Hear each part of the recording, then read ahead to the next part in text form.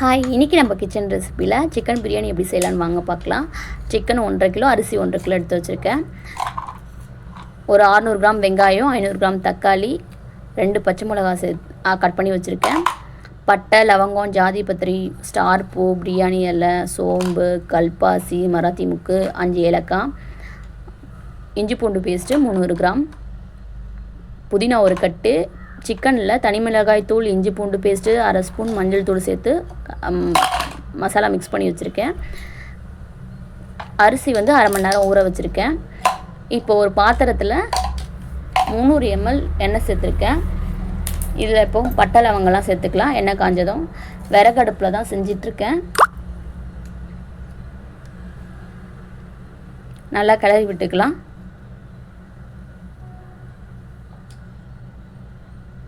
இப்போ 2 பச்சை மிளகாய் சேர்த்துக்கிறேன்.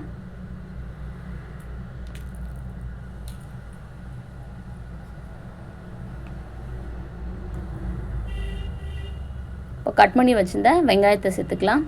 வெங்காயம் நல்லா வதங்கணும். சேர்த்து நல்லா வதக்கிக்குங்க.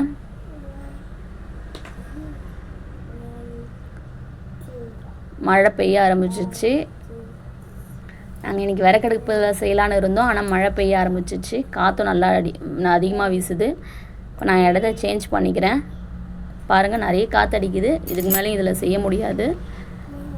அதனால் நம்ம ஸ்டவ் அடுப்புலேயே செஞ்சுக்கலாம். இடத்த சேஞ்ச் பண்ணிட்டேன். இப்போ நல்லா வெங்காயம் வதங்கிடுச்சு. இப்போ இதில் இஞ்சி பூண்டு பேஸ்ட்டு சேர்த்துக்கிறேன். சேர்த்து நல்லா வதக்கிக்குங்க. பச்சை ஸ்மெல் போகிற வரைக்கும் நல்லா சேர்த்து வதக்கிக்குங்க. பாருங்கள், நல்லா வதங்கிடுச்சு. இந்த டைமில் கட் பண்ணி வச்சல தக்காளி சேர்த்துக்கலாம். தக்காளி சேர்த்து நல்லா வதக்கிக்குங்க. தக்காளியும் நல்லா வதங்கிடுச்சு. புதினா சேர்த்துக்கிறேன். இது கூட புதினா கூட சின்ன வெங்காயம் 150 கிராம், புதினா, பச்சை மிளகாய் சேர்த்து அரைச்சி வச்சுருக்கேன். அந்த விழுதை சேர்த்துக்கிறேன்.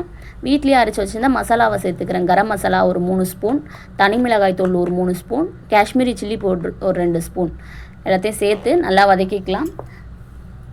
ஒரு 200 கிராம் தயிர் சேர்த்துக்கிறேன். இது கூட தயிர் சேர்த்து நல்லா கிளறி விட்டுக்கலாம். இப்போது சிக்கனில் மசாலாலாம் சேர்த்து ஊற வச்சுட்டு இருந்தேன். அந்த சிக்கனை இப்போ சேர்த்துக்கிறேன். சேர்த்து நல்லா வதக்கிக்கலாம்.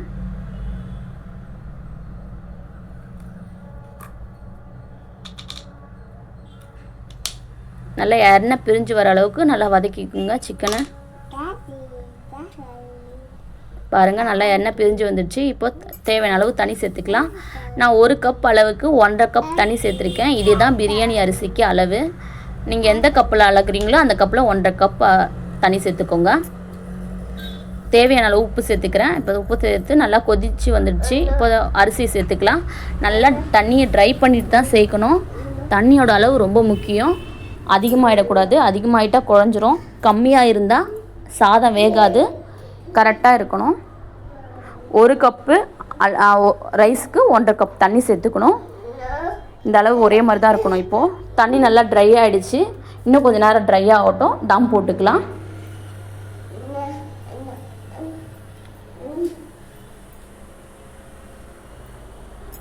பாருங்கள், நல்லா தண்ணியும் ட்ரை ஆகிடுச்சு. இப்போது 2 ஸ்பூன் நெய் சேர்த்துக்கிறேன்.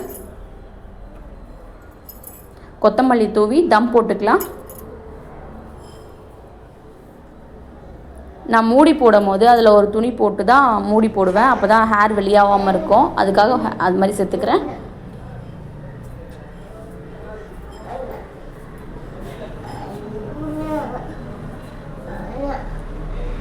பாருங்கள், தம் போட்டாச்சு. 15 நிமிஷத்துக்கு அப்புறம் லோ ஃப்ளேம்லேயே இருக்கட்டும். 15 நிமிஷத்துக்கு அப்புறம் பார்க்கலாம். எடுத்து நல்லா வெந்து வந்துடுச்சு.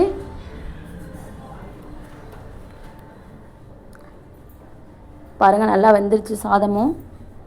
இந்த மாதிரி சாதம் உதிரி உதிரியாக இருக்கணும். அரிசியோட அளவை வச்சு தண்ணி கரெக்டாக சேர்த்திங்கன்னா இதே மாதிரி அரிசி உதிரி உதிரியாக வந்துடும். அதாவது ரைஸ் வந்து நல்லா உடையாமல் இருக்கும். நல்லா நீட்டாகவும் இருக்கும். சர்வ் பண்ணிக்கலாம். பாருங்கள், எடுத்து காட்டுறேன் பாருங்கள்.